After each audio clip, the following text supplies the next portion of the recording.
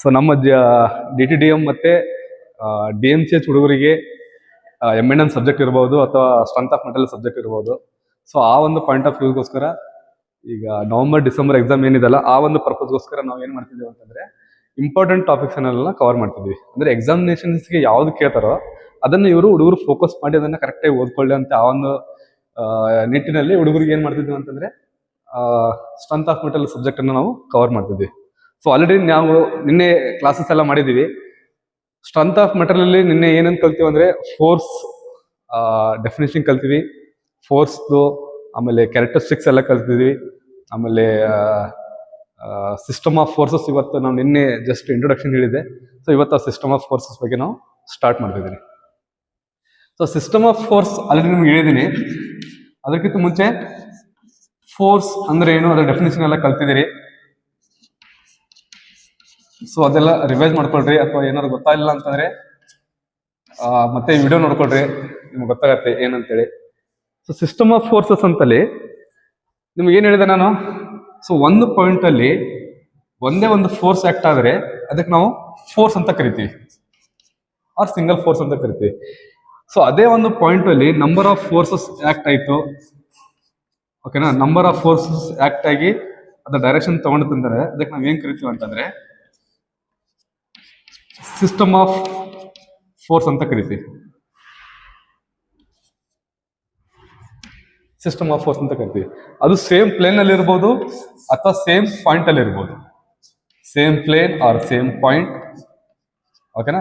But ಏನಪ್ಪಾ ಅಂದ್ರೆ number of forces ಅದು ಆ ಪ್ಲೇನ್ ಅಲ್ಲಿ ಪಾಸ್ ಆಗ್ತಿರ್ಬೇಕು. ಸೊ ಅದಕ್ಕೆ ಏನ್ ಕರಿತೀವಿ, ಸಿಸ್ಟಮ್ ಆಫ್ ಫೋರ್ಸ್ ಅಂತ ಕರಿತೀವಿ.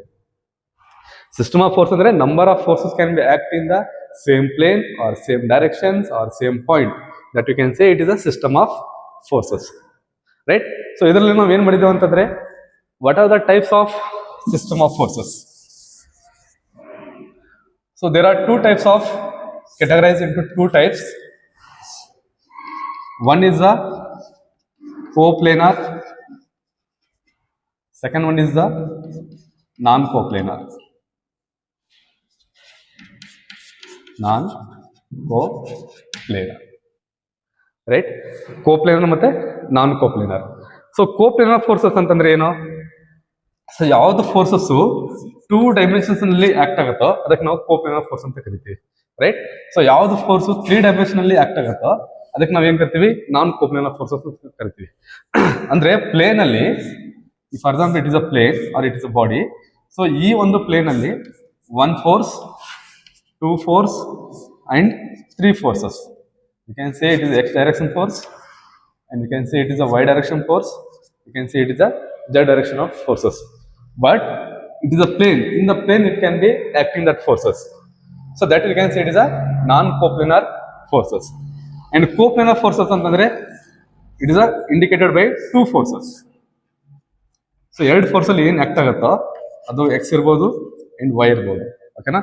ದಟ್ ಪ್ಲೇನ್, ಈ ಪ್ಲೇನ್ ಅಲ್ಲಿ ಏನ್ ಫೋರ್ಸ್ ಆಗ್ತಾ ಇರುತ್ತೋ ಅದಕ್ಕೆ ನಾವ್ ಏನ್ ಕರಿತೀವಿ, ಕೋಪ್ಲೇನರ್ ಫೋರ್ಸ್ ಅಂತ ಕರಿತೀವಿ, ರೈಟ್. ಸೊ ಕೋಪ್ಲೇನರ್ ಫೋರ್ಸ್ ಅಲ್ಲಿ ಅಗೇನ್ 3 ಟೈಪ್ಸ್ ಫೋರ್ಸ್ ಇದಾವೆ. ಒಂದು ಕೊಲಿನಿಯರ್, ಇನ್ನೊಂದು ಕನ್ಕರೆಂಟ್, ನೆಕ್ಸ್ಟ್ ನಾನ್ ಕನ್ಕರೆಂಟ್. ನಾನ್ ಕನ್ಕರೆಂಟ್. ಸೊ ಕೊಲಿನಿಯರ್ ಅಂದ್ರೆ ಸಿಸ್ಟಮ್ ಆಫ್ ಫೋರ್ಸಸ್ ಅಲ್ಲಿ 2 ಪಾರ್ಟ್ ಇದಾವೆ. ಒಂದು ಕೋಪ್ಲೇನರ್, ನಾನ್ ಕೋಪ್ಲೇನರ್. ಕೋಪ್ಲೇನರ್ ಅಲ್ಲಿ collinear, concurrent and non concurrent, right. So ಇವಾಗ ನಾವ್ ಏನ್ ತಿಳ್ಕೊಂಡ್ರೆ ಕೊಲಿನಿಯರ್ ಅಂತಂದ್ರೆ ಏನು? ಕೊಲಿನಿಯರ್ ಅಂತಂದ್ರೆ the line of action of forces are acting in the same line. ಏನಾಗುತ್ತೆ, for example it is a plane, right.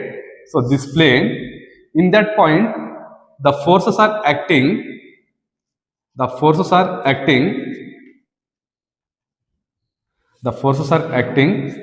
in the same plane and same line. At a time force can be acting in the same plane and same line. ಅದಕ್ಕೆ ನಾವ್ ಏನ್ ಕರಿತೀವಿ ಅಂದ್ರೆ collinear force ಅಂತ ಕರಿತೀವಿ. So I will repeat once again.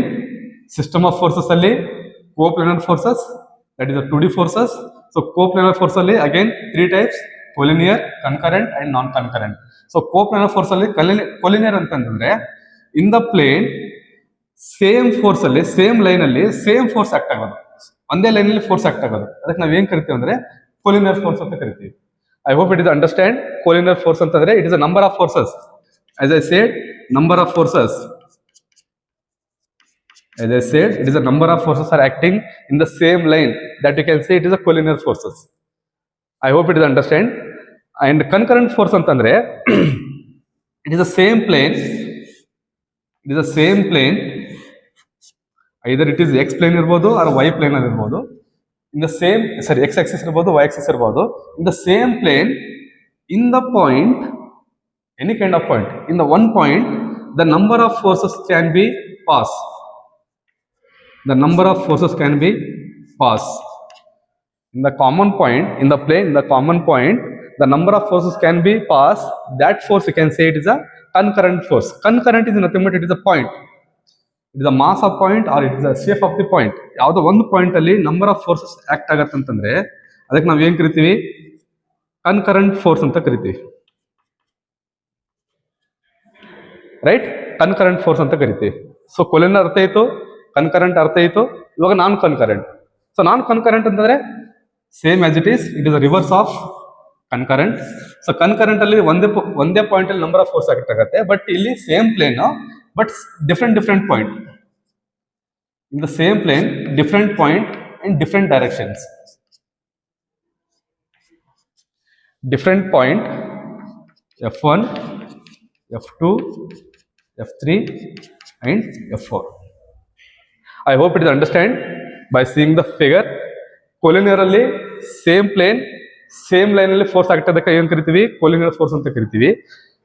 Concurrent ಅಂತಂದ್ರೆ same plane single point and number of forces can be passing through the common point. ಅದಕ್ಕೆ ನಾವ್ ಏನ್ ಕರಿತೀವಿ ಅಂತಂದ್ರೆ ಕನ್ಕರೆಂಟ್ ಫೋರ್ಸ್ ಅಂತ ಕರಿತೀವಿ.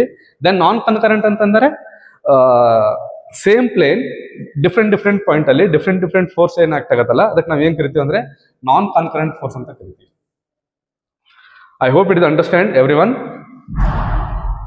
ಸೊ ನೌ ನಾನ್ ಕೋಪ್ಲೇನರ್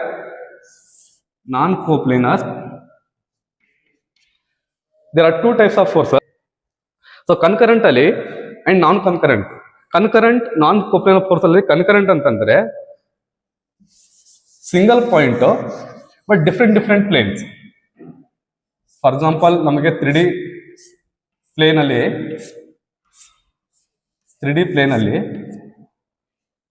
ಅಲ್ಲಿ ಎಷ್ಟಿದಾವೆ ಆಕ್ಸಿಸ್?